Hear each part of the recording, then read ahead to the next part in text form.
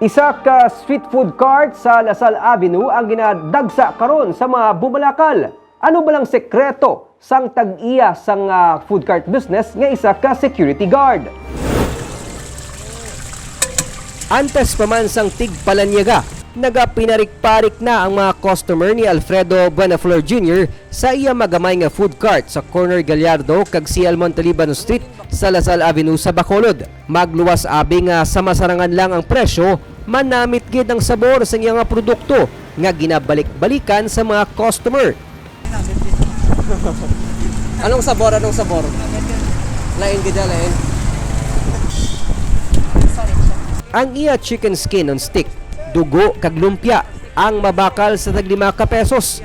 Tag 12 pesos naman ang iya nga fried chicken kag 3.20 ang ukoy nga swak gid sa budget sang mga estudyante sang malapit nga universidad. Isa sa mga mabakal nga produkto diri sa Jack's Chicken ining ukoy.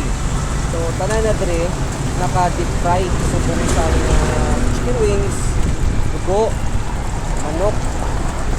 So since naka-deep fry siya, dapat may sausawan. Pero, deep once lang. Dilawan tap.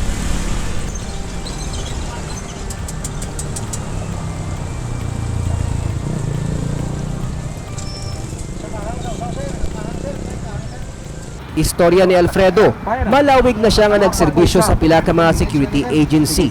Tudtod nga napaminsaran niya nga sugdan ang gamay nga negosyo sa ila balay sa barangay Handumanan. Bangod sang pilaman ka mga kabudlayan, nagdesisyon siya nga magsaylo sa kilid sang University of St. Lasal kag didto amat-amat nga nakuha niyang panabor sang iya mga nanginsuki na nga bumalakal.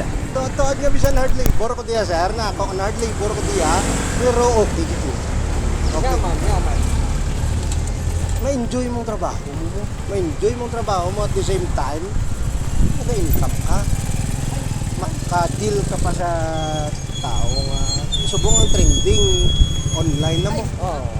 Di kalabanan ko subong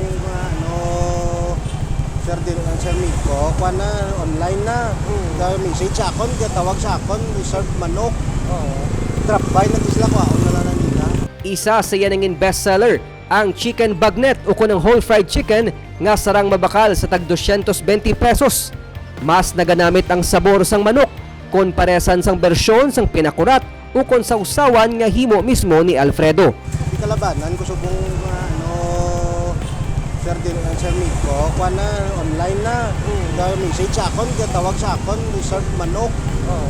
Drop by na sila ko, ako na lang nila. Isa ng mga isaw ni kag mga kuha niyo mo na.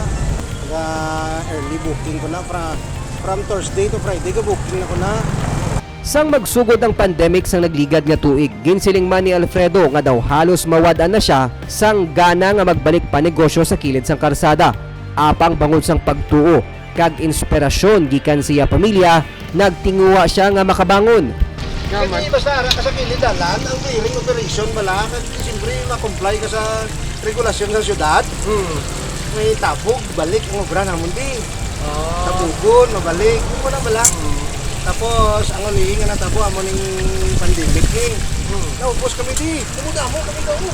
Paano mga sustainer ang amo ning sitwasyon nga? Dapat pang sustain sa lugar.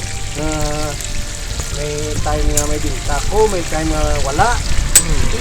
Wala man ko source ng iban. Mga buhig lang. Kasi ko mag-surrender ka ni balda na gito gutman na gito ni.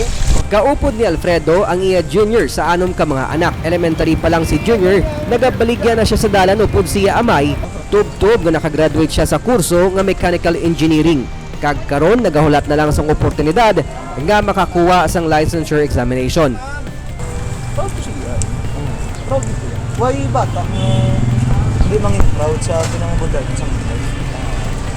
Halin las 9 sang aga, asa las 5 sang hapon nga pagluto kag pagbaligya sa kilid sang dalan, sarang sila maka-income sang hindi magdubo sa 1,000 ka pesos. Para sa amay nga si Alfredo, nagakaumpawa ng iya kakapoy, halin sa pagbugtaw sa las 3 sang kaagahon para mangumpra sa merkado kag magpreparar sa iya produkto hasta na matapos ang hapon sa tion nga iya man makita ang mga suki sa dalan.